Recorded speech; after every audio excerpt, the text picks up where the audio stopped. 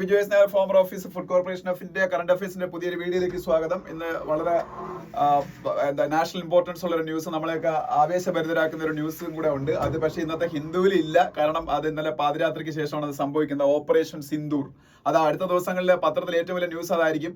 Operation Sindoor എന്താണെന്ന് വെച്ചാൽ ഇന്ത്യയുടെ ഫോഴ്സസ് പാകിസ്ഥാന് ശക്തമായ മറുപടി, അല്ലെങ്കിൽ പാകിസ്ഥാനിലെ ഭീകര കേന്ദ്രങ്ങൾ വളഞ്ഞിട്ട് ആക്രമിച്ചിരിക്കുകയാണ്. 9ഓളം കേന്ദ്രങ്ങൾ അറ്റാക്ക് ചെയ്തെന്നാണ് നമ്മൾ പറയുന്നത്. പക്ഷെ അവര് പാകിസ്ഥാൻ കൺഫേം ചെയ്യുന്ന ഇന്ത്യ 24ഓളം കേന്ദ്രങ്ങൾ അറ്റാക്ക് ചെയ്തതാണ്. എന്തായാലും കുറെ ഭീകരരൊക്കെ കൊല്ലപ്പെട്ടു.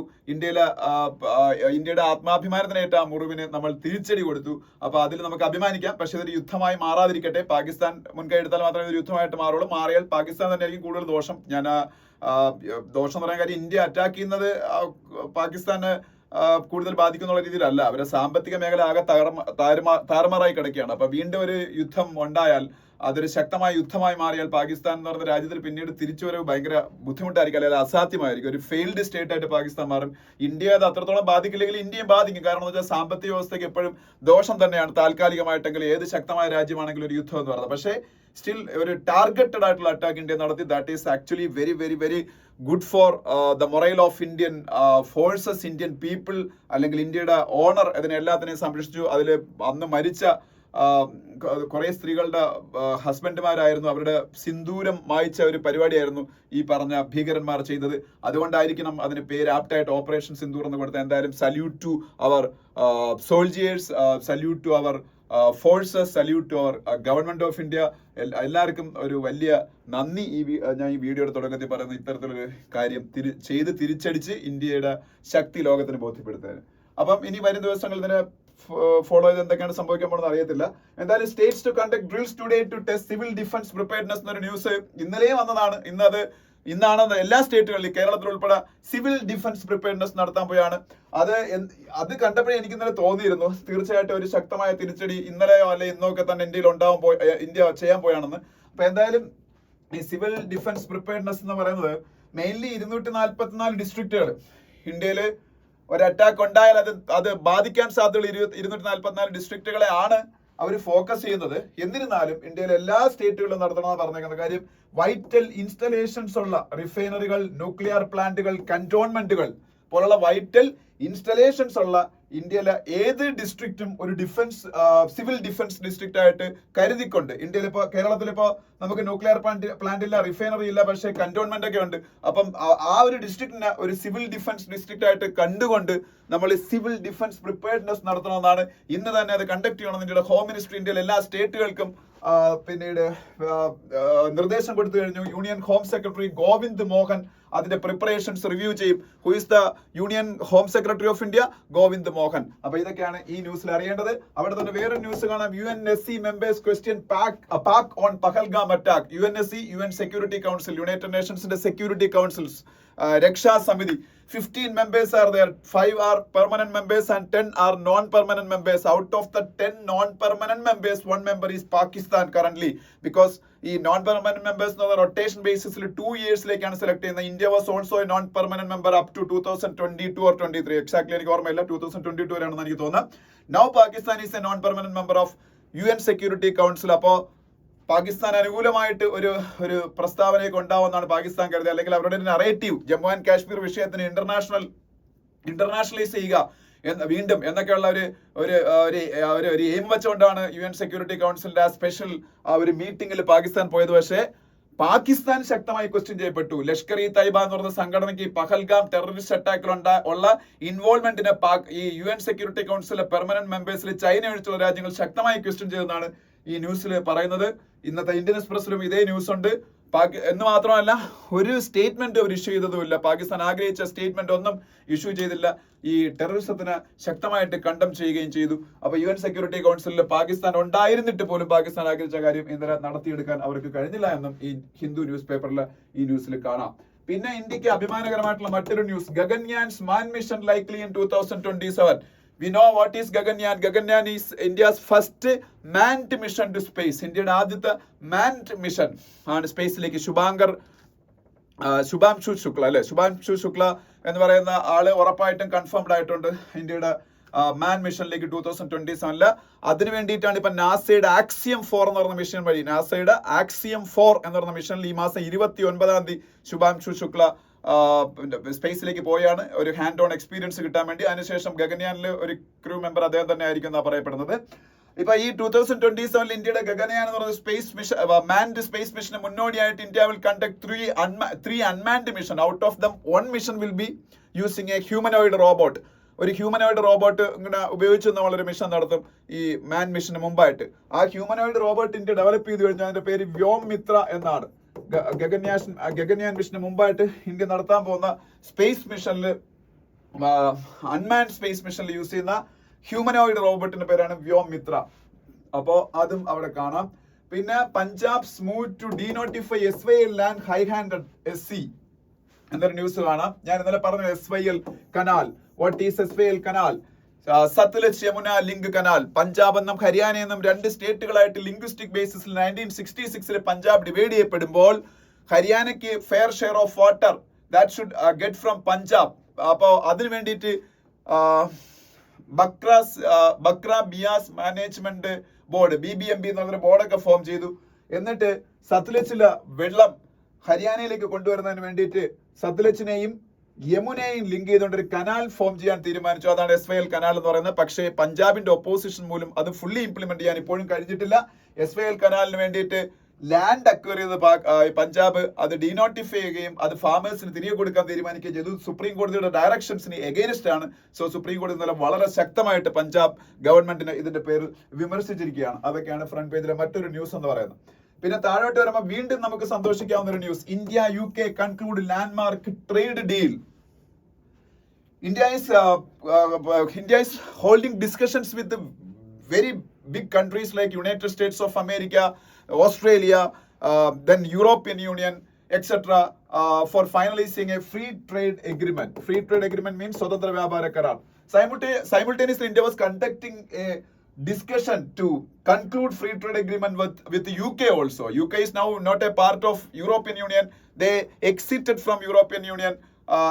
That's known as Brexit. After that, UK started separate negotiations with India for finalizing a free trade agreement. That is now finalized.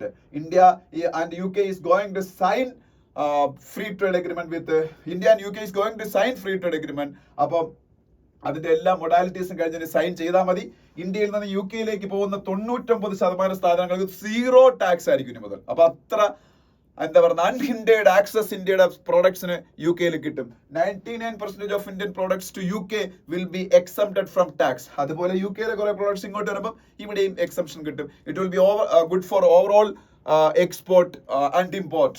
അപ്പൊ അത് ഭയങ്കരമായിട്ട് നമ്മളെ എക്കോണമി ബൂസ്റ്റ് ചെയ്യാൻ സാധ്യതയുള്ള ഒരു സംഭവമാണ്. So free trade agreement with India will be signed. India and UK will be signed very soon. Indian Prime Minister Narendra Modi and British Prime Minister Keir Starmer അവരാണ് അത് അനൗൺസ് ചെയ്തത്. ബ്രിട്ടന്റെ prime minister ആരാണ്? കീർ Starmer. ഇന്നലെ അത് announce ചെയ്യപ്പെട്ടിട്ടുണ്ട്. പിന്നെ ഈ ന്യൂസ് നമുക്ക് വേണ്ട. ഇവിടെ വീണ്ടും നമുക്ക് അത്യാവശ്യമുള്ള ഒരു ന്യൂസ് ആണ്. India 3 spots to 130 among 193 nations in HDI, but inequality persists. 193 രാജ്യങ്ങളുടെ പട്ടികയിൽ HDI, what is HDI? Human Development Index. What is HDI? Human Development Index. ഈ human development index report release ചെയ്യുന്ന യുണൈറ്റഡ് നേഷൻസ് ഡെവലപ്മെന്റ് പ്രോഗ്രാം ആണ് UNDP. United nations development programme is releasing human development index. ആ human development ഇൻഡെക്സിലാണ് ഒരു രാജ്യത്തെ health, ഒരു രാജ്യത്തെ life expectancy, ഒരു രാജ്യത്തെ സെക്സ് റേഷ്യോ, ഒരു രാജ്യത്തെ ഫീമെയിൽ ലേബർ ഫോഴ്സ് പാർട്ടിസിപ്പേഷൻ, ഇതെല്ലാം കാണിക്കുന്നത്. അപ്പൊ നമ്മള് പതുക്കെ ഇംപ്രൂവ്മെന്റ് ഉണ്ടാക്കിയാണ്. നമ്മള് 0.685 എന്നൊരു സ്കോർ നേടി ഇന്ത്യ ഹ്യൂമൻ ഡെവലപ്മെന്റ് കാറ്റഗറിയിൽ നമ്മൾ മീഡിയം ഹ്യൂമൻ ഡെവലപ്മെന്റ് കാറ്റഗറിയിലേക്ക് വന്നു. ഇനി ഹൈ ഹ്യൂമൻ ഡെവലപ്മെന്റ് കാറ്റഗറിയിൽ നമ്മൾ ഉടനെ എത്തും. കാര്യം 0.70 അച്ചീവ് ചെയ്താൽ ഹൈ ഹ്യൂമൻ ഡെവലപ്മെന്റ് കാറ്റഗറി ആവും. ഈ 0.685 നിന്ന് 0.7ലേക്കുള്ള ദൂരം അത്ര വലുതല്ല. So India will immediately achieve high human development threshold എന്ന് നമുക്ക് ഇതിൽ നിന്ന് അനുമാനിക്കാം. Now India achieved medium human development in the latest United Nations Development Program's Human Development Index, and India's rank is 130 out of 193. അത് മോശം rank എന്നൊക്കെ തോന്നുമെങ്കിലും അത് അത്ര മോശമല്ല. കാരണം ഇന്ത്യ മീഡിയം ഹ്യൂമൻ ഡെവലപ്മെന്റ് ഉള്ള രാജ്യങ്ങളുടെ കൂട്ടത്തിലേക്ക് മാറിക്കഴിഞ്ഞു. ഇന്ത്യയുടെ ലൈഫ് എക്സ്പെക്ടൻസി ഭയങ്കരമായിട്ട് കൂടി. അതിന്റെ കാര്യം ഇവിടെ പറയുന്നുണ്ട്. ലൈഫ് എക്സ്പെക്ടൻസി ഇപ്പൊ 72 ആണ് 2021. അപ്പൊ 90 അത് 58 ഉള്ളായിരുന്നു. അത് ഇന്ന് 2021 ഇപ്പൊ 72. അതുപോലെ പിന്നീട് ഹെൽത്ത് ഫെസിലിറ്റീസ് ഭയങ്കരമായിട്ട് ഇമ്പ്രൂവ് ചെയ്തതായിട്ട് ഇത് പറയുന്നുണ്ട്. അതുപോലെ ഇന്ത്യയുടെ പെർ ക്യാപിറ്റ ഇൻകം 1990 $2,167 ആയിരുന്നത് $9,046 ആയിട്ട് കൂടി. അങ്ങനെ ഒരുപാട് ഇമ്പ്രൂവ്മെന്റ് ഉണ്ടാവുന്നുണ്ട്. അപ്പോഴും ഫീമെയിൽ ലേബർ ഫോഴ്സ് പാർട്ടിസിപ്പേഷനിലൊക്കെ ഇനി ഒരുപാട് ഇമ്പ്രൂവ്മെന്റ്സ് ഉണ്ടാവാനുണ്ട്. അതെല്ലാം അവിടെ പറയുന്നു. ഇപ്പൊ India made substantial improvement in HDI human development index. അതുപോലെ ഇന്ത്യ മൾട്ടി ഡയമെൻഷണൽ പോവർട്ടി അതും ഭയങ്കരമായിട്ട് കുറച്ച് 135 മില്യൺ ആൾക്കാര് കഴിഞ്ഞ 5 വർഷം കൊണ്ട് 135 മില്യൺ എന്ന് പറഞ്ഞാൽ 13.5 കോടിയാണ്. 13.5 crore ആൾക്കാർ കഴിഞ്ഞ 5 വർഷം കൊണ്ട് 2015-16 2019-21 ഇടയിൽ മൾട്ടി ഡയമെൻഷണൽ പോവർട്ടി എന്ന് രക്ഷപ്പെട്ടെന്നാണ്. മൾട്ടി ഡയമെൻഷണൽ പോവർട്ടി എന്ന് പറഞ്ഞാൽ ഫുൾ പോവർട്ടി എന്ന് രക്ഷപ്പെട്ടെന്നും ഈ ഒരു റിപ്പോർട്ട് പറഞ്ഞത് കഴിഞ്ഞ 5-6 വർഷങ്ങളുണ്ട്. Very very positive and encouraging news for India. Okay, ഇനി സ്റ്റേറ്റ്സ് ന്യൂസിലേക്ക് പോകുമ്പോൾ ഞാൻ പറഞ്ഞ ന്യൂസുകൾ ഈ ന്യൂസ് ഞാൻ ഓൾറെഡി പറഞ്ഞാണ്. Punjab's denotification of SYL canal land and act of high handedness say Supreme Court. Already I discussed that thing and I don't have nothing more to offer in that news. അപ്പൊ അതുകൊണ്ട് അതത്ര മതി. പിന്നെ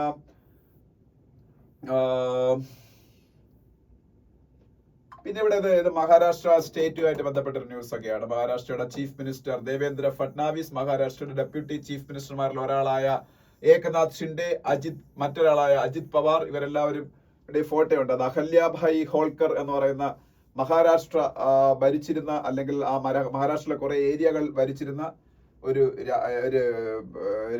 രാജ്ഞി ഉണ്ടായിരുന്നു. അവരുടെ 300th ബർത്ത് ആനിവേഴ്സറി ആയിട്ട് ബന്ധപ്പെട്ട ഒരു കാര്യത്തിനെ കുറിച്ചൊക്കെയാണ് അഹല്യാഭായി ഹോൾക്കർ. പിന്നെ നാസിക്കിൽ ഒരു കുംഭമേള വരുന്നുണ്ട്. നാസിക്കും മഹാരാഷ്ട്രയിലാണ്. നാസിക് കുംഭമേള 2025 വരുന്നുണ്ട്. അതുമായിട്ട് ബന്ധപ്പെട്ട പ്രിപ്പറേഷൻസിനെ കുറിച്ച് പറഞ്ഞിട്ടുണ്ട്. Nashik is in Maharashtra. Nashik is going to conduct A Kumbh Mela, A mini Kumbh Mela in 2025. And supreme court അവരുടെ മറ്റൊരു ഡയറക്ഷൻ ആണ്. Supreme court wants contempt action if NCR states fail to implement complete ban on firecrackers. You all know that NCR, National Capital Region, is under acute എന്താ പറയുന്ന air pollution, ഭയങ്കരമായിട്ടുള്ള air pollution face ചെയ്യുന്നത്. India's New Delhi is the worst polluted capital cities in the world. അപ്പം capital city in the world. അപ്പൊ ലോകത്തിലെ ഏറ്റവും worst polluted capital സിറ്റിയാണ് India. അങ്ങനെ ഒരു ഡ്യൂബിയസ് ഡിസ്റ്റിങ്ഷൻ ഇന്ത്യയുടെ ക്യാപിറ്റലിനുണ്ട്. So Supreme Court of India took various stringent measures to purify the air of New Delhi and gave strong directions to central government and also the various state governments. ഞാൻ പറയാൻ കാരണം NCR national capital region എന്ന് പറഞ്ഞാൽ ഡൽഹി മാത്രമല്ല ഉൾപ്പെടുന്നത്. ഉത്തർപ്രദേശിലെ കുറെ ഭാഗങ്ങൾ ഉൾപ്പെടുന്നുണ്ട്, ഹരിയാനയിലെ കുറെ ഭാഗങ്ങൾ ഉൾപ്പെടുന്നുണ്ട്, രാജസ്ഥാന്റെ പോലും കുറച്ച് ഭാഗങ്ങൾ ഉൾപ്പെടുന്നുണ്ട്. ആ സ്റ്റേറ്റുകളും കൂടെ തീരുമാനിച്ചാലേ NCRലെ എയർ പ്യൂരിഫൈ ചെയ്യാൻ പറ്റുള്ളൂ. അതുകൊണ്ടാണ് ഈ ഫയർ ക്രാക്കർ ബാനൊക്കെ ഉണ്ടായപ്പോ NCRുമായിട്ട് ബന്ധപ്പെട്ട സ്റ്റേറ്റുകളെല്ലാം സ്ട്രിക്ട്ലി ഇംപ്ലിമെന്റ് ചെയ്യണം എന്നുള്ള കംപ്ലീറ്റ് ആയിട്ട് ഫയർ ക്രാക്കേഴ്സിന്റെ ബാനിങ്. അല്ലാതെ ഈ എൻവയോൺമെന്റ് ഫ്രണ്ട്ലി ക്രാക്കർ എന്ന് പറഞ്ഞിട്ട് പോലും കാര്യമില്ല. അത് പ്രൊഡ്യൂസ് ചെയ്യാനോ വിൽക്കാനോ പാടില്ല, ഈവൻ ഓൺലൈൻ പ്ലാറ്റ്ഫോംസിൽ കൂടെ പോലും. അതാണ് സുപ്രീം കോടതി ഇന്നലെ പറഞ്ഞേക്കുന്നത്. പിന്നെ മറ്റു ന്യൂസ് നമുക്ക് ആവശ്യമുള്ളതല്ല. അതിലടുത്ത പേജ് പോകുമ്പോ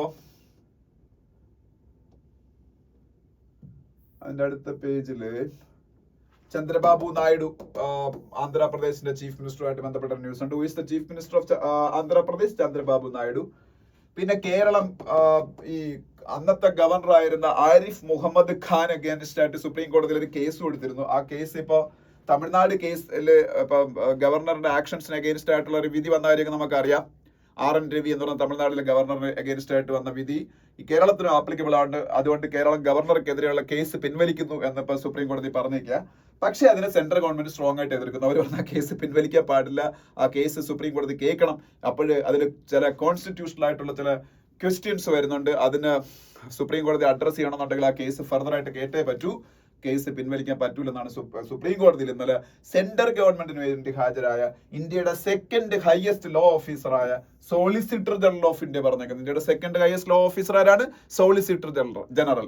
India's highest law officer is attorney general. Second highest law officer is solicitor general, that is Tushar Mehta. Tushar Mehta is the second highest law officer of India, that is solicitor general of India. Okay.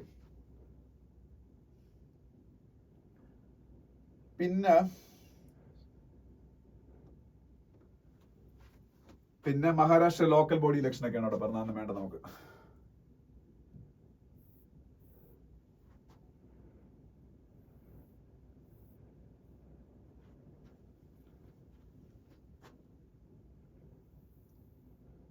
പിന്നെ വേറെ news ഒന്നുമില്ല. നമുക്ക് അതിനടുത്ത പേജിലേക്ക് പോകാം. Sorry, ഇതൊരു blank page. അതിന്റെ അടുത്ത page ഇപ്പം എഡിറ്റോറിയൽ പേജാണ്. എഡിറ്റോറിയൽ പേജിൽ പെട്ടെന്ന് നമുക്ക് എഡിറ്റോറിയൽസ് എന്തൊക്കെയാണെന്ന് നോക്കാം.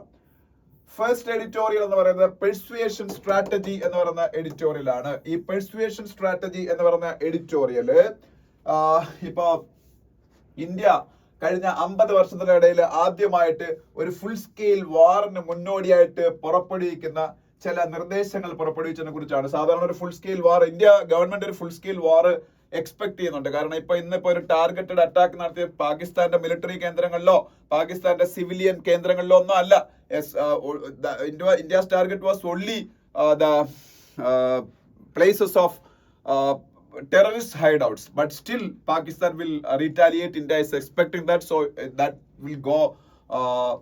will blow out as a very big war. അപ്പൊ അത് ഇന്ത്യ എക്സ്പെക്ട് ചെയ്യുന്നുണ്ട്. അതുകൊണ്ടാണ് ഇന്ത്യ ഈ സിവിൽ ഡിഫൻസ് പ്രിപ്പയർനെസ് ഒക്കെ അതിനു വേണ്ടിയുള്ള ഇൻസ്ട്രക്ഷൻസ് ഒക്കെ കൊടുത്തത്. അപ്പൊ ഈ സിവിൽ ഡിഫൻസ് പ്രിപ്പയർനെസ് എന്താണെന്ന് ഇവിടെ പറയുന്നുണ്ട്. നമ്മളെ സിവിൽ അസറ്റ്സ് നമ്മൾ പ്രൊട്ടക്ട് ചെയ്യണം, നമ്മളുടെ ജനങ്ങളെ പ്രൊട്ടക്ട് ചെയ്യണം.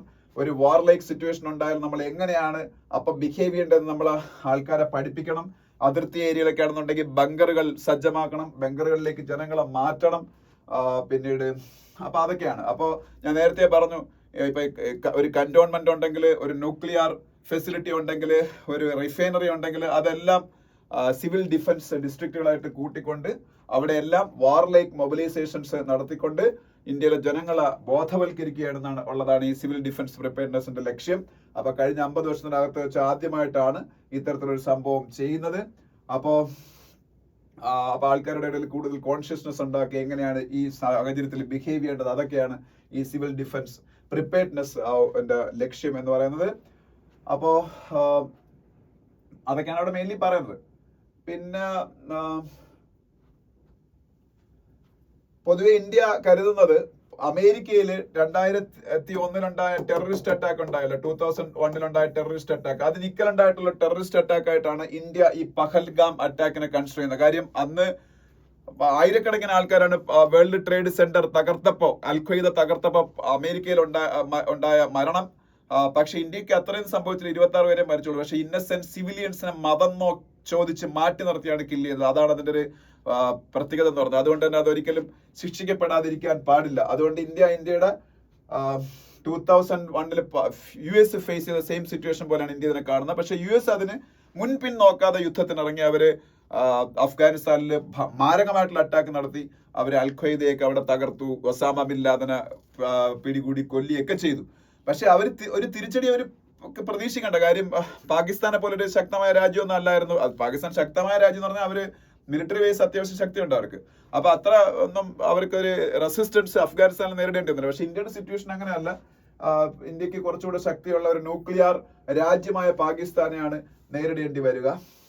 അപ്പം അതും നമ്മളുടെ കണക്കൂട്ടലുകളിലുണ്ട്. അപ്പം അതെല്ലാം പറയുന്നുണ്ട്. അപ്പൊ ഇന്ത്യ ഒരു എക്കണോമിക് പവർ ഹൗസ് ആവാൻ ശ്രമിച്ചുകൊണ്ടിരിക്കുന്ന രാജ്യമാണ്. ഞാൻ ഓൾറെഡി പറഞ്ഞു, India is going to become the 4th largest economy in the world by this year itself, as per the latest information from the IMF, International Monetary Fund, and India will become the 3rd largest economy by 2028. So India has long ambitions. India has big stakes in the global economy. India is going to become a developed nation by 2047-2050 period. So ഈ പാകിസ്ഥാനെ പോലെ നമുക്ക് അങ്ങ് act ചെയ്യാൻ പറ്റില്ല. നമ്മൾ കുറച്ചുകൂടെ responsible ആയിട്ട് ആക്ട് ചെയ്താലേ ഗ്ലോബലി നമുക്ക് അങ്ങനെ വളരാൻ പറ്റുള്ളൂ. അതുകൊണ്ട് കംപ്ലീറ്റ് ആയിട്ട് നമ്മൾ ഈ പറഞ്ഞ ഒരു യുദ്ധത്തിലേക്ക് പോകാതെ നമ്മൾ ഇതിൽ പറഞ്ഞേക്കുന്ന മുംബൈ ഭീകരാക്രമണം നടന്നതിന് ശേഷം നമ്മൾ സ്വീകരിച്ച നയം സ്വീകരിക്കണം. മറ്റ് രാജ്യങ്ങളെയൊക്കെ കൺവിൻസ് ചെയ്തിട്ട് പാകിസ്ഥാനെ നമ്മൾ ഡിപ്ലോമാറ്റിക്കലി ഒറ്റപ്പെടുത്താൻ, അവിടുത്തെ ഭീകര കേന്ദ്രങ്ങളെ ഇല്ലാതാക്കാനൊക്കെ ശ്രമിക്കണം എന്നാണ്. അല്ലാതെ നമ്മളൊരു അറ്റാക്കിലേക്ക് പോകരുതെന്നാണ് ഹിന്ദു പറയുന്നത്. പക്ഷെ അത് ആ ന്യൂസ് ഞാൻ വായിച്ചുകൊണ്ടിരിക്കുമ്പോൾ അവിടെ അറ്റാക്ക് നടക്കുമായിരുന്നു ഇന്ന് രാവിലെ. ഓക്കെ, അപ്പൊ എന്തായാലും അതാണ് first editorial. Second editorial hell on earth എന്ന് പറഞ്ഞ എഡിറ്റോറിയലാണ്. ഇത് ബെഞ്ചമിൻ നെതന്യാഹുവിന്റെ നേതൃത്വത്തിലുള്ള ഇസ്രായേല് ഗാസയിൽ നടത്തിക്കൊണ്ടിരിക്കുന്ന നരനായാട്ടിനെ കുറിച്ചാണ്. നമുക്കറിയാം ഈ October 7, 2023 അവിടെ 24 അവിടെ ഉണ്ടായ 23 ഗാസയില് ഇസ്രായേലില് ഹമാസ് നടത്തിയ അറ്റാക്കിന്റെ റീറ്റാലിയേഷൻ ആയിട്ട് ഇസ്രായേൽ തിരിച്ച് അറ്റാക്ക് ചെയ്തു. അതിനാർക്കും കുറ്റം പറയാൻ പറ്റൂലായിരുന്നു. കാര്യം ഇസ്രായേലിൽ 1500-2000 പേര് കൊല്ലപ്പെട്ട ഒരു ഭീകരാക്രമണം പോലെ ആയിരുന്നു അത്. അതിനുശേഷം അവർക്ക് തിരിച്ചടിക്കാനുള്ള അവകാശം ഉണ്ടായിരുന്നു. പക്ഷെ തിരിച്ചടി ഇത്രത്തോളം ശക്തമായിട്ട് പാവപ്പെട്ട സിവിലിയൻസിന് അത്രയും കൊന്നൊടുക്കണോ എന്നുള്ളൊരു ക്വസ്റ്റ്യൻ ആണ് പിന്നെ ലോകം ഫേസ് ചെയ്ത കാര്യം. വളരെ ഇൻഡിസ്ക്രിമിനേറ്റ് ആയിട്ടാണ് ഈ പറഞ്ഞ ഇസ്രായേല് തിരിച്ചടിക്കുകയും കൊല നടത്തുകയും ചെയ്തു. ഇന്ന് 52,000-ഓളം പാലസ്റ്റീനിയൻസ് മരിച്ചു കഴിഞ്ഞെന്ന് പറഞ്ഞാലും മെജോറിറ്റി കുട്ടികളും സ്ത്രീകളുമാണ്. പിന്നെ 2.3 മില്യൺ ആൾക്കാരാണ് ഗാസയിലുള്ള. അവരെല്ലാം ഡിസ്പ്ലേസ് ചെയ്യപ്പെട്ടു. ചിലർ പലതവണ പല സ്ഥലങ്ങളിലേക്ക്. ബേസിക് മെഡിക്കൽ ഫെസിലിറ്റീസ് പോലെ അവിടുത്തെ ആൾക്കാരില്ല. അവരെല്ലാവരും പട്ടിണിയിലാണ്. അവർക്ക് വേണ്ട എയ്ഡ് കൊടുക്കാൻ പോലും ഇസ്രായേലിന്റെ ഇത്തരം ആക്രമണങ്ങൾ മൂലം കഴിയുന്നില്ല. അപ്പൊ ഒരു വലിയൊരു ഹങ്കർ ക്രൈസിസ് അവിടെ ഉണ്ടാവുന്നുണ്ട്. UN ഹ്യൂമൻ റൈറ്റ്സ് ഓഫീസ് അതിനെക്കുറിച്ച് വാൺ ചെയ്യുന്നുണ്ട്. പക്ഷേ ഇതൊക്കെ ആയിട്ടും ഇസ്രായേൽ യുദ്ധം നിർത്തുന്നില്ല. ബെഞ്ചമിൻ നെതന്യാഹുവിന്റെ ഗവൺമെന്റ് ഇപ്പൊ പറഞ്ഞിരിക്കുന്നത് കംപ്ലീറ്റ്ലി ഹമാസിനെ ഗാസയെ ടേക്ക് ഓവർ ചെയ്യും. അതുകൊണ്ട് സെക്കൻഡ് ഫേസ് ഓഫ് വാർ വളരെ ശക്തമായിട്ട് ആരംഭിക്കാൻ പോയാണ്. ഗ്രൗണ്ട് ഒഫൻസീവ് സ്റ്റാർട്ട് ചെയ്യാൻ പോയാണ്. കംപ്ലീറ്റ്ലി ഇസ്രായേൽ ഗാസയെ ഒക്യുപ്പൈ ചെയ്യും. ഗാസയിലെ ആൾക്കാർ അതുകൊണ്ട് സേഫ് ആയിട്ടുള്ള സ്ഥലങ്ങളിലേക്ക് മാറിക്കൊള്ളണം എന്നാണ് അവർ പറയുന്നത്. എന്നാലേ അവർക്ക് അവരുടെ ഹമാസിന്റെ കയ്യിലുള്ള ഈ എന്താ പറയുന്ന ബന്ദികളെ പിന്നീട് തിരിച്ചു പിടിക്കാൻ പറ്റുള്ളൂ എന്നാണ് അവർ പറയുന്നത്. അപ്പൊ അങ്ങനെ എന്നാൽ ലോകം ഇത് കണ്ടുകൊണ്ടിരിക്കുകയാണ്. ലോകത്തില് ഈ ബൈഡൻ ഗവൺമെന്റ് കംപ്ലീറ്റ്ലി ഇസ്രായേലിന് സപ്പോർട്ടായിരുന്നു. അവർക്ക് ആയുധങ്ങളും എല്ലാം എത്തിച്ചു കൊടുത്തുകൊണ്ടിരുന്ന. അതിനുശേഷം എന്താ ട്രംപ് അതിനേക്കാളും സപ്പോർട്ടാണ്. മറ്റ് യൂറോപ്യൻ രാജ്യങ്ങളൊന്നും റഷ്യ യുക്രൈൻ വാറിൽ കാണിക്കുന്ന ഒരു ഇതൊന്നും ഈ പറഞ്ഞ ഗാസയിലെ യുദ്ധം അവസാനിപ്പിക്കാൻ കാണിക്കുന്നില്ല. ഒരു മീനിങ് ഫുൾ ആയിട്ടുള്ള ഒരു സമാധാന ദൗത്യമൊക്കെ ഇടയ്ക്ക് വെച്ച് ഖത്തറൊക്കെ നടത്തിയതാണ്. ഈജിപ്തും ജോർദാനും ഒക്കെ ചേർന്ന്. അപ്പൊ അതിന്റെ പേരിൽ ഒരു വെടിനിർത്തലും ഉണ്ടായി ജാനുവരിയിൽ. അതിന്റെ സെക്കൻഡ് ഫേസ് ഇംപ്ലിമെന്റ് ചെയ്യാൻ ഇസ്രായേൽ സമ്മതിച്ചില്ല. സെക്കൻഡ് ഫേസ് ഇംപ്ലിമെന്റ് ചെയ്താൽ ഇസ്രായേലിന് ഗാസയിൽ നിന്ന് വിത്ഡ്രോ ചെയ്യേണ്ടി വരുമായിരുന്നു. പക്ഷേ അതിൽ ഇസ്രായേലിന് മാത്രം പൂർണ്ണമായിട്ടും കുറ്റപ്പെടുത്താൻ പറ്റൂല. ഇതിന്റെ ഇടയിൽ ഈ ബന്ദികളെയൊക്കെ വിട്ടുകൊടുക്കുന്നതിൽ ഹമാസും കുറെ വീഴ്ചകൾ വരുത്തിയായിരുന്നു. അപ്പൊ എന്തായാലും അത് ഇസ്രായേലിന് റെസ്ക്യൂസായി അവർ അറ്റാക്ക് നടത്തിക്കൊണ്ടിരിക്കുന്നു. എന്തായാലും വളരെ വളരെ വളരെ അപകടകരമായിട്ടുള്ള ഒരു സാഹചര്യത്തിലേക്കാണ് ഗാസ പൊക്കോണ്ടിരിക്കുന്നത്. ഗാസയിലെ ജനങ്ങൾ വളരെയധികം കഷ്ടപ്പെടുന്നു. അതാണ് ഈ രണ്ടാമത്തെ എഡിറ്റോറിയലിന്റെ ഒരു സിനോപ്സിസ് എന്ന് പറയുന്നത്. ഇനി പിന്നെ ഇതിലെ 2 ആർട്ടിക്കിൾ കൂടെ ഇതിന്റെ കണ്ടന്റ് ഞാൻ പറയാം. ഇത് പ്രത്യേകിച്ച് അങ്ങനെ കൂടുതൽ ഡീറ്റെയിൽ ആയിട്ട് പറയേണ്ട കാര്യമില്ല. Fragmentation the global fight against terror എന്ന് പറയുന്ന ആർട്ടിക്കിൾ ആണ്. ഇത് TS തിരുമൂർത്തി എന്ന് പറഞ്ഞ ഇന്ത്യയുടെ UN അംബാസിഡർ, പഴയ അംബാസിഡർ, ഇപ്പൊ അതല്ല, പഴയ ഇന്ത്യയുടെ അംബാസിഡർ ടു യുണൈറ്റഡ് നേഷൻസ് ആയിരുന്നു തിരുമൂർത്തി. അദ്ദേഹം ഈ ഇതിൽ മെയിൻലി എഴുതിയേക്കുന്നത് ലോകത്തിലെ രാജ്യങ്ങൾ ഈ ടെററിസത്തിന്റെ കാര്യത്തിൽ കാണിക്കുന്ന ഡബിൾ സ്റ്റാൻഡേർഡ്, ഇരട്ടത്താപ്പാണ്. എന്ന് വെച്ചാല് ഈ 2001 അമേരിക്കയിൽ വേൾഡ് ട്രേഡ് സെന്ററിൽ ഭീകരാക്രമണം നടന്നതിന് ശേഷം അമേരിക്ക ഉൾപ്പെടുന്ന രാജ്യങ്ങൾ, യൂറോപ്യൻ ശക്തികൾ, ഇവരെല്ലാവരും ടെററിസത്തിന്റെ എഗെയിൻസ്റ്റ് ആയിട്ട് ഒറ്റക്കെട്ടായിട്ടായിരുന്നു നിന്നിരുന്നത്. ലോകത്ത് എവിടെ ഒരു ടെററിസ്റ്റ് അറ്റാക്ക് ഉണ്ടായാലും അതിനെ വളരെ സ്ട്രോങ് ആയിട്ട് കണ്ടം ചെയ്യുകയും പറ്റുന്ന സ്ഥലങ്ങളിലെല്ലാം വളരെ സെലക്റ്റീവ് ആണെങ്കിൽ പോലും അവർ സഹായങ്ങൾ കൊടുക്കുകയും ചെയ്തിരുന്നു. പക്ഷേ ഇപ്പൊ നിങ്ങളുടെ ടെററിസം, ഞങ്ങളുടെ ടെററിസം, അല്ലെങ്കിൽ ഞങ്ങൾ അനുഭവിക്കുന്ന ടെററിസം എന്നുള്ള വേർതിരിവ് വന്നേക്കാണ്. അപ്പൊ അതുകൊണ്ട് തന്നെ ലോകത്തിൽ ടെററിസത്തിന് എഗെയിൻസ്റ്റ് ആയിട്ട്, പ്രത്യേകിച്ച് ഏഷ്യൻ ആഫ്രിക്കൻ രാജ്യങ്ങളിൽ നടക്കുന്ന ടെററിസത്തിന് എഗെയിൻസ്റ്റ് ആയിട്ട് ശക്തമായ നിലപാടുകൾ സ്വീകരിക്കാൻ യൂറോപ്യൻ ശക്തികളോ അമേരിക്കയോ ഒന്നും ഇപ്പൊ താല്പര്യം കാണിക്കുന്നില്ല എന്നാ പറയുന്നത്. ഈവൻ UN പോലും ഇഫക്റ്റീവായിട്ട് ടെററിസത്തിന് എഗെയിൻസ്റ്റ് ആയിട്ട് ഒരു സ്റ്റാൻഡ് എടുക്കാൻ പറ്റുന്നില്ല. ഇപ്പൊ പാകിസ്ഥാൻ പഹൽഗാമിൽ ഇന്ത്യയുടെ മുകളിൽ അറ്റാക്ക് നടത്തുമ്പോൾ യൂറോപ്യൻ യൂണിയന്റെ റെപ്രസെന്റേറ്റീവ് അത് ടെററിസ്റ്റ് അറ്റാക്ക് എന്നുള്ള വാക്ക് യൂസ് ചെയ്യാൻ പോലും താല്പര്യം കാണിച്ചില്ലെന്നാണ്. പക്ഷെ അമേരിക്ക കുറച്ചുകൂടെ റെസ്പോൺസിബിൾ ആയിട്ട് പെരുമാറി. അമേരിക്കയുടെ സെക്യൂരിറ്റി ചീഫായ തുളസി ഗബാർഡ് എന്ന് പറഞ്ഞ ഇന്ത്യൻ വംശജയൊക്കെ ഈ ടെററിസ്റ്റ് അറ്റാക്കിനെയും പാകിസ്ഥാന്റെ കൈയിനെയൊക്കെ വളരെ ശക്തമായിട്ട് വിമർശിച്ചിട്ടുണ്ട്. പക്ഷെ അപ്പോഴും അവരാരും പഴയ ഒരു കോർഡിനേറ്റഡ് എഫേർട്ട് ഈ ടെററിസ്റ്റിന്റെ അഗേൻസ്റ്റ് ആയിട്ട് നേരിടുന്നതിൽ കാണിക്കുന്നില്ല എന്നും ഇന്ത്യക്ക് അതുകൊണ്ട് സ്വന്തം വഴി സ്വീകരിക്കേണ്ടി വരുമെന്നും ഇന്ത്യ എടുക്കുന്ന നടപടികൾ പക്ഷെ നമ്മൾ ലോകത്തിനെ ബോധ്യപ്പെടുത്തിക്കൊണ്ടായിരിക്കണം എന്നാണ് പറയുന്നത്. ലോകത്തിനെ ബോധ്യപ്പെടുത്തിക്കൊണ്ട് തന്നെയാണ് ഇപ്പൊ നമ്മൾ ഓപ്പറേഷൻ സിന്ദൂർ തന്നെ നടത്തിയത്. ഓപ്പറേഷൻ സിന്ദൂർ കഴിഞ്ഞ ഉടനെ ഇന്ത്യയുടെ വിദേശകാര്യ വകുപ്പ് അമേരിക്കയെയും റഷ്യയെയും സൗദി അറേബ്യയെയും UAEയെയും UK ബന്ധപ്പെട്ട് കാര്യങ്ങൾ ബോധ്യപ്പെടുത്തി. അപ്പം അത്തരത്തില് ഇന്ത്യക്ക് ഇനി ടെററിസത്തിന് നേരിടുന്നുണ്ടെങ്കിൽ ഇന്ത്യ സ്വന്തമായിട്ട് സ്വന്തം നിലയിൽ ശക്തമായി നേരിടേണ്ട ഒരു സാഹചര്യമാണ് ലോകത്ത് ഉരുത്തിരിഞ്ഞു വരുന്നതൊക്കെയാണ് ഈ ഒരു ആർട്ടിക്കിളിന്റെ ഒരു സമ്മറി എന്ന് പറയുന്നത്. അപ്പൊ അത് നിങ്ങൾക്ക് വായിച്ചാൽ മനസ്സിലാവുന്നതാണ്. വളരെ സിമ്പിൾ ആയിട്ടുള്ള ലാംഗ്വേജിൽ നമുക്ക് അറിയാവുന്ന കാര്യങ്ങളെ കുറിച്ചാണ് ഡിസ്കസ് ചെയ്തേക്കുന്നത്. വായിച്ചു നോക്കുക. പിന്നെ താഴോട്ട് വരുമ്പം reading the maple leaves after the Canadian result എന്നുള്ള ആർട്ടിക്കിൾ. ഇതും സിമ്പിൾ ആണ്. ഇതൊരു ഇന്റർനാഷണൽ അഫയേഴ്സിനെ കുറിച്ചുള്ള ഇന്റർനാഷണൽ റിലേഷനുമായിട്ടൊക്കെ ഒരു ബന്ധമുള്ള ഒരു ആർട്ടിക്കിൾ ആണ്. അതായത് മാർക്ക് കാർണി ആരാണെന്ന് നിങ്ങൾക്ക് അറിയാം. Mark Carney is the prime minister of Canada. ഇപ്പൊ കാനഡയിൽ ഇപ്പൊ ഇലക്ഷൻ നടന്ന മാർക്ക് കാർണി വൻ ഭൂരിപക്ഷത്തിൽ ജയിച്ചു.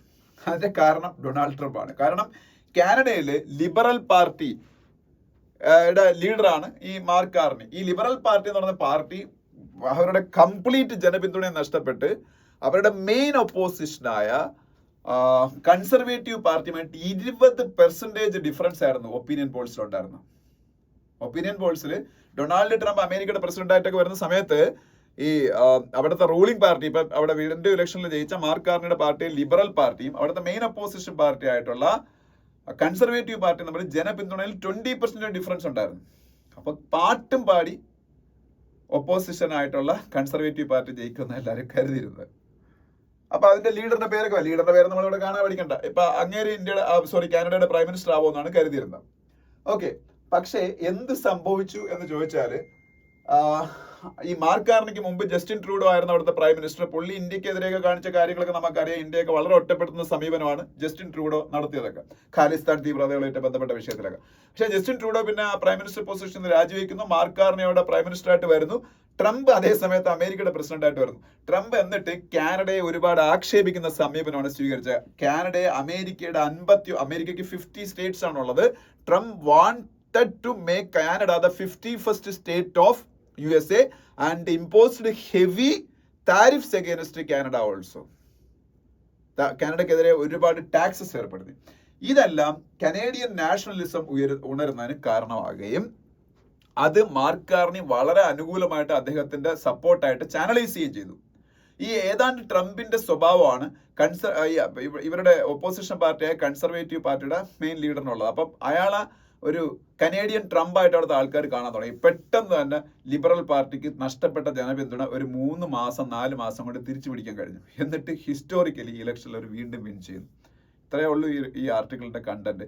പിന്നെ അതിൽ ചോദിക്കുന്ന ഇന്ത്യയുമായിട്ടുള്ള ബന്ധം സാധാരണ നിലയിൽ ആകുമോ എന്നാണ്. ജസ്റ്റിൻ ട്രൂഡോ ഇരിക്കുന്ന സമയത്ത് ഇന്ത്യയും കാനഡയിൽ നിന്നുള്ള ബന്ധം അതിന്റെ ഏറ്റവും മോശം അവസ്ഥയിലേക്ക് എത്തി.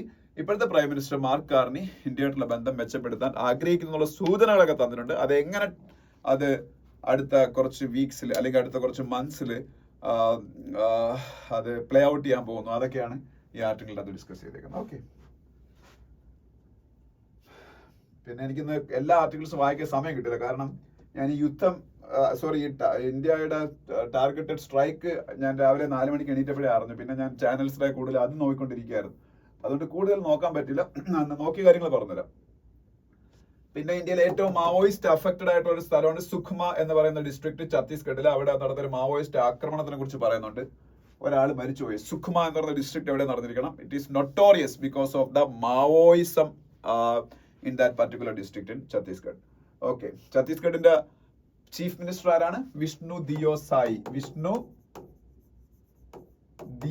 Sai is the chief minister of Chhattisgarh. പിന്നെ ഇവിടെ centre plans revision of safe harbour clause എന്ന് പറയുന്ന ന്യൂസ് കാണാം. സേഫ് ഹാർബർ എന്താണെന്ന് ചോദിച്ചാല്, നമ്മളിപ്പോ ഫേസ്ബുക്ക്, ഇൻസ്റ്റാഗ്രാം അല്ലെങ്കിൽ അങ്ങനെയൊക്കെയുള്ള സോഷ്യൽ മീഡിയ പ്ലാറ്റ്ഫോംസ് നമ്മൾ ഉപയോഗിച്ചാൽ അതിനകത്ത് നമ്മളുടെ കണ്ടന്റ് പോസ്റ്റ് ചെയ്താൽ ആ കണ്ടന്റ് പോസ്റ്റ് ചെയ്തതിന്റെ പേരിൽ അതൊരു ഒരു ഒഫൻസീവ് കണ്ടന്റ് ആണെങ്കിൽ നമുക്കായിരിക്കും അതിന്റെ ഉത്തരവാദിത്തം. If I am posting some offensive content in a social media platform, I will be responsible, and government of India and the concerned state governments will take action against me only, because that particular company which is operating that social media platform will get the safe harbor protection. അത് government of ഇന്ത്യയുടെ information and broadcasting മിനിസ്ട്രിയുടെ guidelines അനുസരിച്ചാണ് ആ സ്ഥാപനം പ്രവർത്തിക്കുന്നുണ്ടെങ്കിൽ അവർക്കെതിരെ ഒരു action എടുക്കത്തില്ല. അതിനാണ് സേഫ് ഹാർബർ പ്രൊട്ടക്ഷൻ എന്ന് പറയുന്നത്. കാര്യം അവര് ഒരു തേർഡ് പാർട്ടി ആയിട്ട് അവരെ കൺസിഡർ ചെയ്യും, അവരിതിന് റെസ്പോൺസിബിൾ അല്ല എന്ന് കൺസിഡർ ചെയ്യും.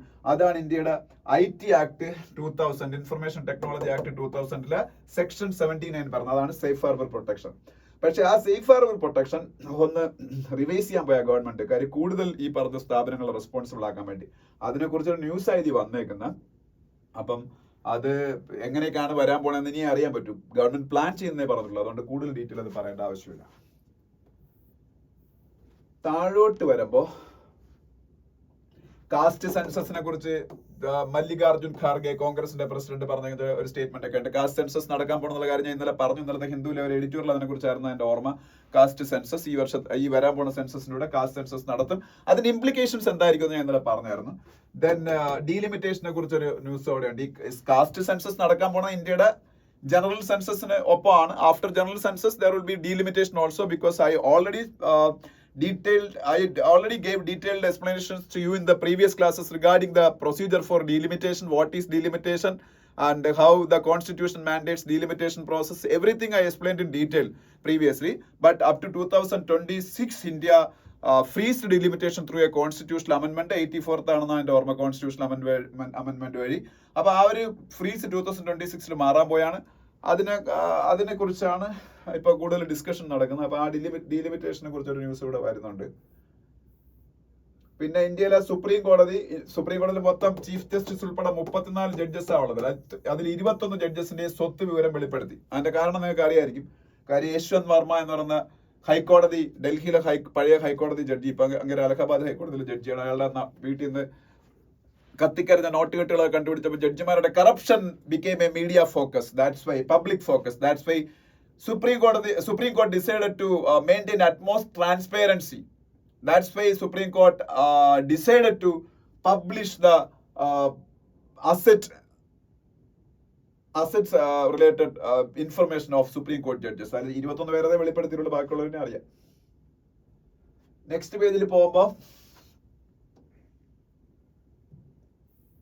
Security council meeting ends without statement, nations seek de-escalation. അത് ഞാൻ നേരത്തെ പറഞ്ഞതാണ്.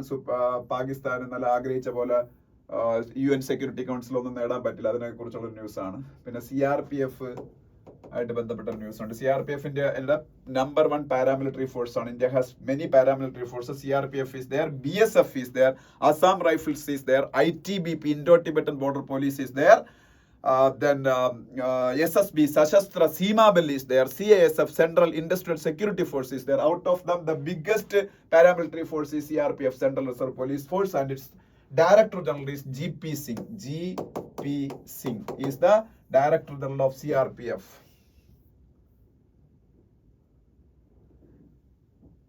പിന്നെ ഗോണ്ടോല റൈഡ് എന്ന് പറയുന്നത് ജമ്മു ആൻഡ് കാശ്മീരിലെ റൈഡിനെ കുറിച്ച് പറഞ്ഞിട്ട്, ഈ ഗോണ്ടോല അത് ജസ്റ്റ് ഒന്ന് അറിഞ്ഞിരിക്കുക. ഗോണ്ടോല റൈഡ് എന്ന് പറയുന്നത് എന്താണെന്ന് ചോദിച്ചാല് ജമ്മു ആൻഡ് കാശ്മീരിലെ ഗുൽമാർഗിലാണ്. എവിടെയാണ്?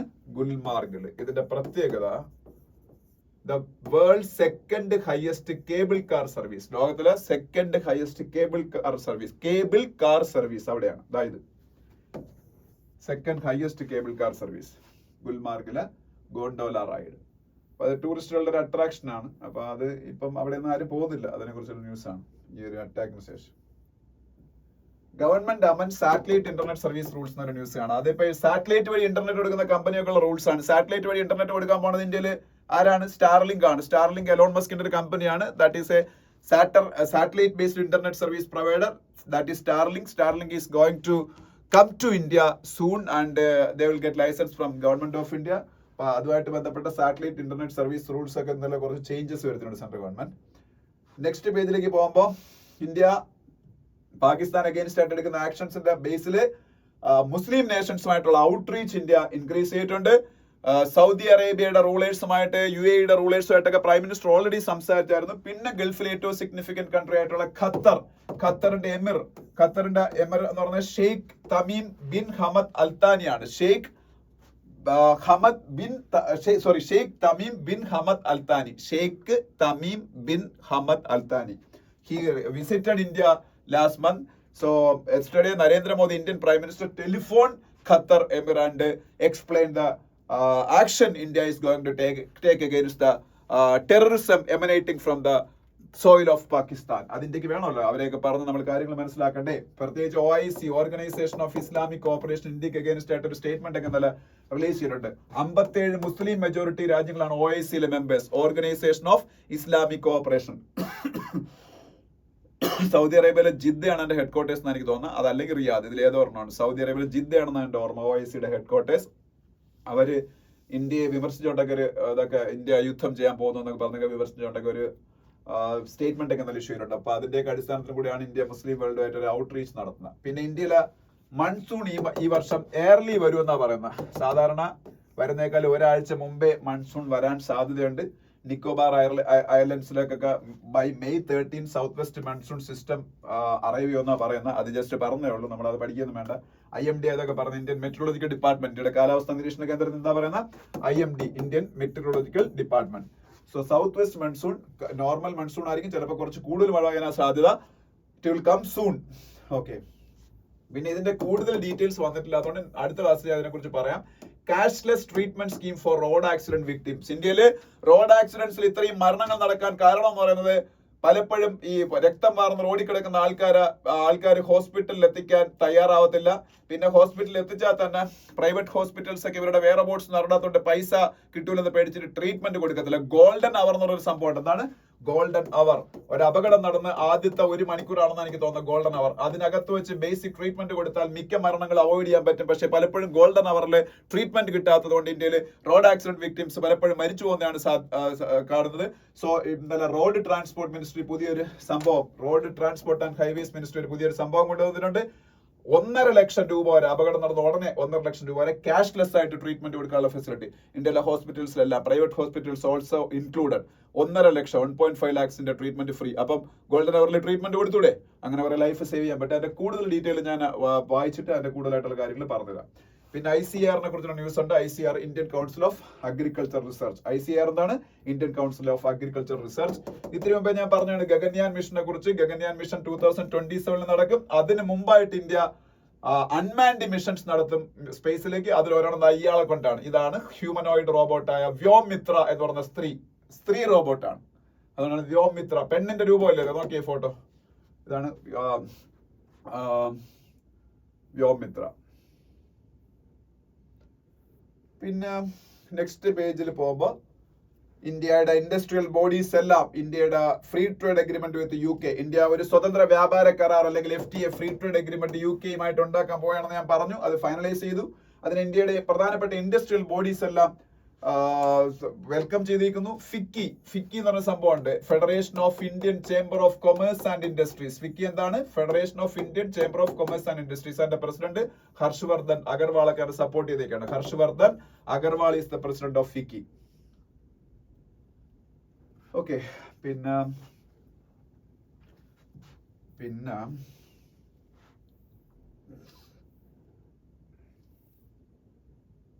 ഇതാണ് ഞാൻ പറഞ്ഞത്. IMF projects India to become 4th largest economy in 2025.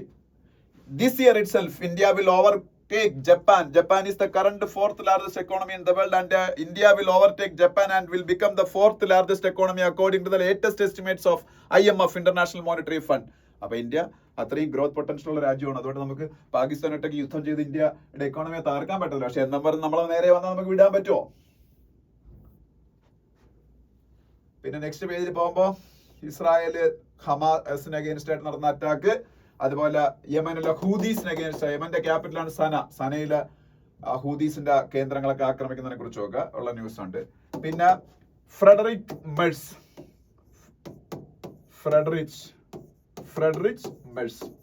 Germany's new chancellor. Friedrich Merz is selected as the new chancellor of Germany. Germany ഭരിക്കുന്ന ആളിനെ ചാൻസലർ എന്നാ പറഞ്ഞ. ഇങ്ങനെയാണ് Frederick Merz. So he is going to become the new chancellor of Germany. പിന്നെ mark Carney, കാനഡയുടെ പുതിയ prime minister ആയതിനു ശേഷം ഡൊണാൾഡ് ട്രംപുമായിട്ട് മീറ്റിംഗ് നടത്തുന്നതിനെ കുറിച്ചൊരു ന്യൂസ് കാണാം അവിടെ. ഇതൊക്കെയാണ്. Next page full cricket IPL നമ്മളെപ്പോഴും പറയുന്നതാണ്, അതിനെ പ്രത്യേകിച്ച് പറയേണ്ട കാര്യമൊന്നുമില്ല. പിന്നെ അതിനടുത്ത പേജ് പോകുമ്പോൾ യൂറോപ്പിലെ പ്രധാനപ്പെട്ട ഫുട്ബോൾ ലീഗായ ചാമ്പ്യൻസ് ലീഗിനെ കുറിച്ച്, യൂറോപ്പിലെ ക്ലബ് ഫുട്ബോൾ ചാമ്പ്യൻഷിപ്പാണ് ചാമ്പ്യൻസ് ലീഗ്, അതിനെ കുറിച്ചുള്ള ന്യൂസ് ഉണ്ട്. പിന്നെ ഇറ്റലിയിലെ ഫുട്ബോൾ ലീഗായ സിരിയയെ കുറിച്ചും, ഇംഗ്ലണ്ടിലെ ഫുട്ബോൾ ലീഗായ പ്രീമിയർ ലീഗിനെ കുറിച്ചും, സ്പെയിനിലെ ഫുട്ബോൾ ലീഗായ ലാ ലിഗയെ കുറിച്ചും ഒക്കെയുള്ള ന്യൂസുകൾ ഇവിടെ കാണാം. പിന്നെ വേൾഡ് ചെസ് ചാമ്പ്യനായ ഡി ഗുഗേഷിന്റെ ഒരു ഫോട്ടോയും ഇവിടെ കാണാം. അപ്പൊ ഇത്രയാണ് ഇന്നത്തെ news. Thank you so much. നാളെ ബാക്കി അടുത്ത ന്യൂസ് പേപ്പർ ഡിസ്കസ് ചെയ്യാം. ഓക്കെ.